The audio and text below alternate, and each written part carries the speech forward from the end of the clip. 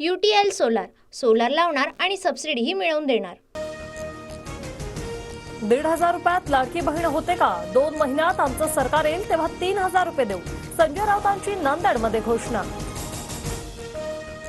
अजित पवार आणि मुख्यमंत्री शिंदेंमध्ये रात्री 3 तास खलबतं, शहांनी सांगितलेला प्लॅन अंमलात आणण्याबाबत आणि शिंदे गट दादा गटात आमने सामने येऊ शकणाऱ्या जागांवर चर्चा, सूत्रांची माहिती।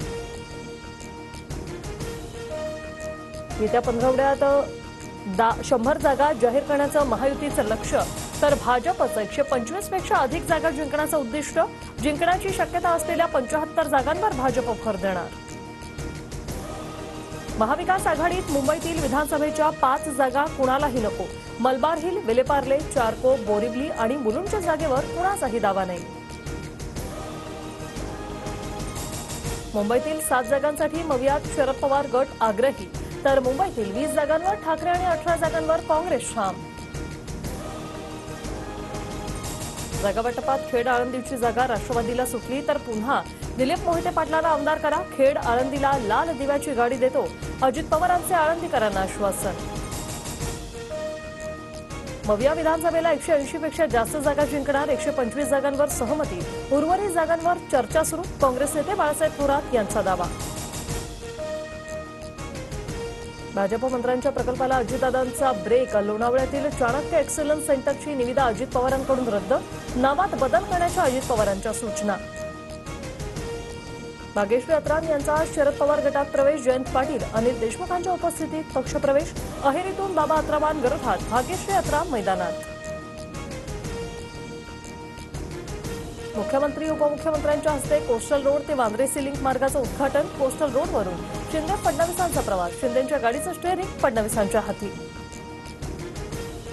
नांदेड विमानतळावर खासदार नागेश आष्टीकरांची गाडी अडवल्यानं गोंधळ, विमानतळ परिसरात शिवसैनिकांची घोषणाबाजी। पंतप्रधान मोदींच्या हस्ते सरन्यायाधीश DY चंद्रचूड यांच्या घराच्या गणरायाची आरती, चंद्रचूड 8 नोव्हेंबरला निवृत्त होणार। सरकार वाचवण्यासाठी वेगळं काही घडतंय का? सरन्यायाधीशांनी केसमधून बाहेर पडावं, आम्हाला आता न्याय मिळेल असं वाटत नाही, संजय राऊत यांच्याकडून शंका उपस्थित। कोल्हापुरातील पंचगंगा नदीघाट परिसरातील बॅरिकेटिंग नागरिकांनी तोडलं, नदीमध्ये विसर्जनाला बंदी घालण्यात आल्याने नागरिक आक्रमक।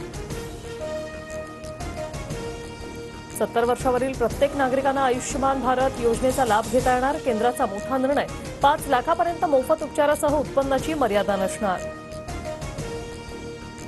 रायगडमधील धाटाव MIDCतील केमिकल कंपनीत स्फोट, 3 कामगारांचा मृत्यू, अग्निशमन दल घटनास्थळी दाखल। राज्यात पुढील 5 दिवस पावसाची उघडीप, किनारपट्टीसह विदर्भातही जोर कमी राहणार, हवामान खात्याचा अंदाज।